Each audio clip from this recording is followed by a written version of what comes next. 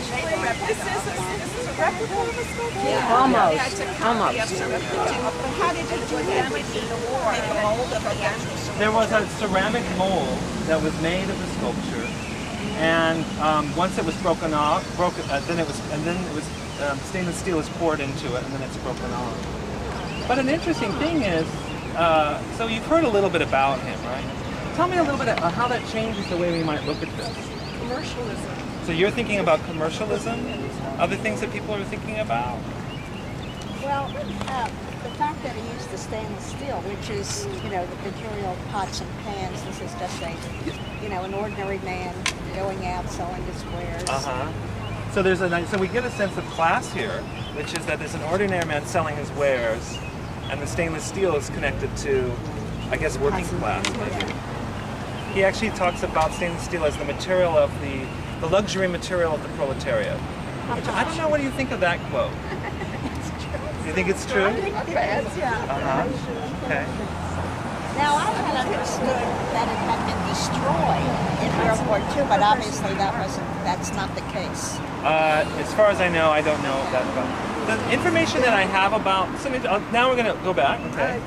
This reminds me of the Burgers of Calais. They are so visual and so physical and so well. Well, he's physical and well too, in spite of the fact that he's a peasant. Right.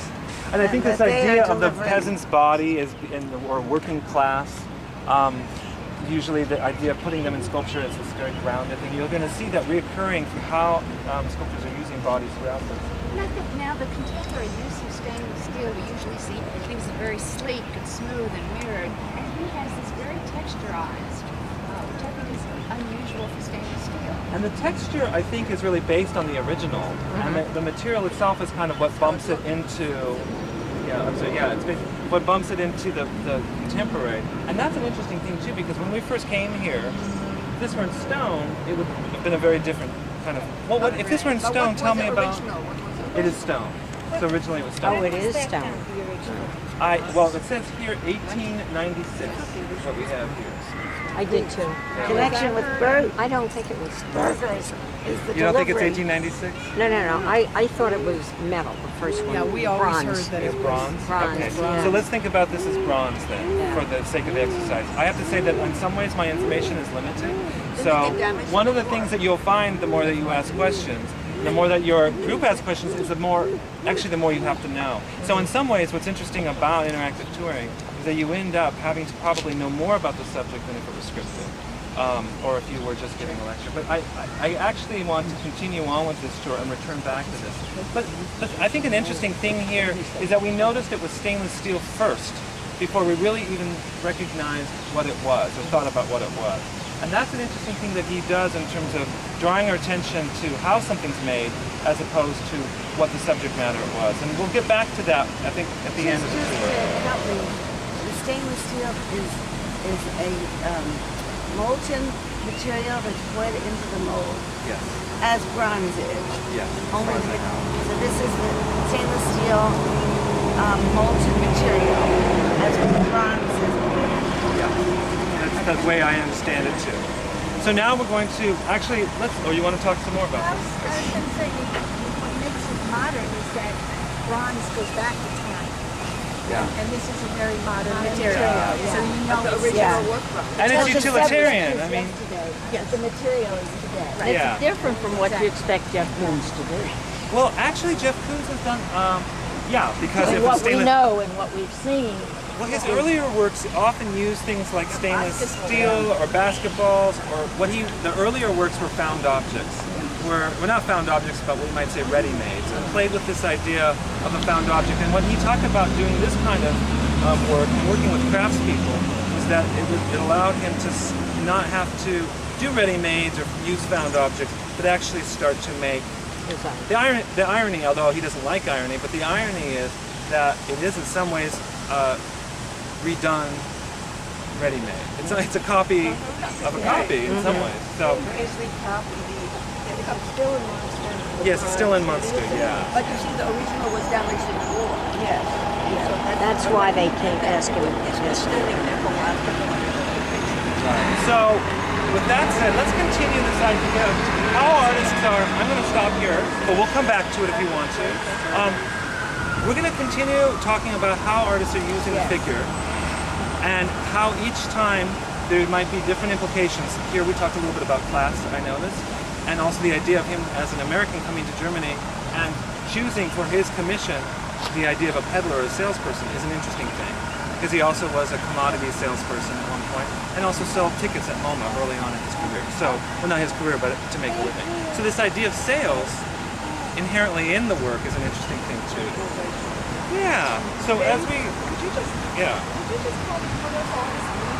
Well, this is what I believe is the original. It's based on, and then the replica, and then this one that was made here in 1987 is the final one. Because the original was destroyed during World War II. Yes, yes. So let's go. Is that a choice of the first one, or is that his choice that it be elevated? I can't say no. Okay? 1953 is when he made it? No, it's when the replica was made. He made the replica. No, he did not make the replica from the one destroyed. He made a in the copy war. of a copy of the original 19th century piece. Okay? So let's continue down the stairs, and we're going to go over and look at an earlier work in our collection.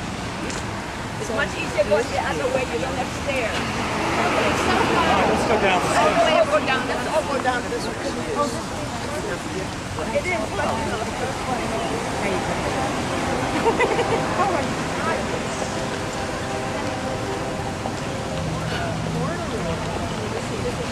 We still have to make another date.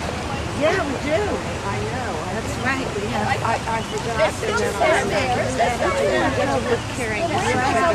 Oh, that's nice. This is just to sign up for sculpture garden tours. And then my other grandson graduated, got his master's a few days after. I don't know. We'll see how this looks. This is what is known as fun.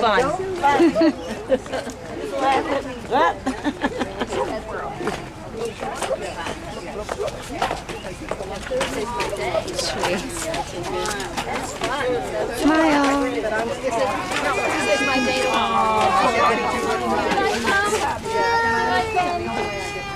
Thanks for calling me back. I had no idea we didn't notice about tonight. No, I did not. But somebody told me. Somebody told me.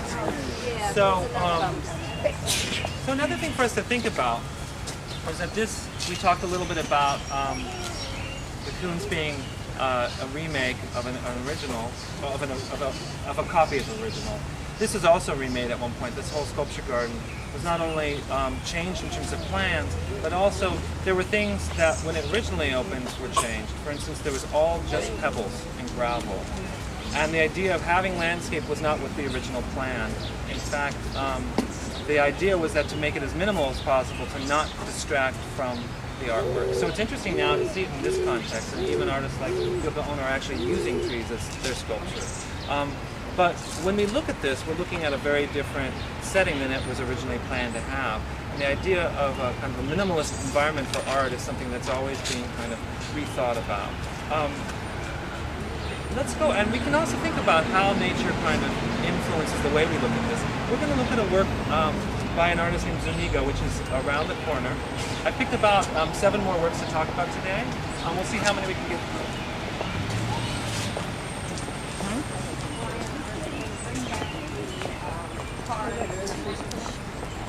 Yeah, they should. It's just they don't do anything.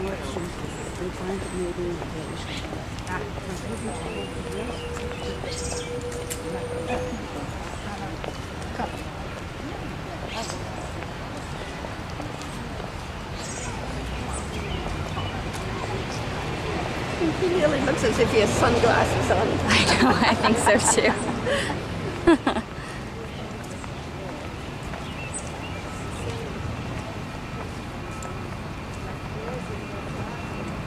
That bird on top of the head, isn't that fun? Huh? Robin Redbreast.